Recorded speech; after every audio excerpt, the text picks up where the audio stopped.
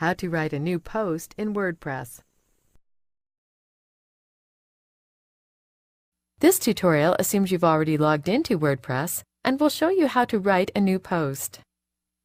Click Posts in the left margin. Then click Add New. Enter a title for your new post.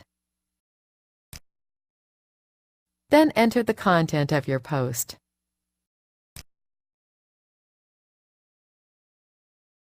You can optionally assign this post to one or more categories.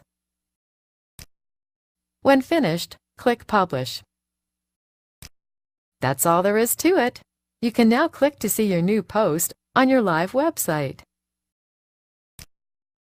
The post is shown here on your website.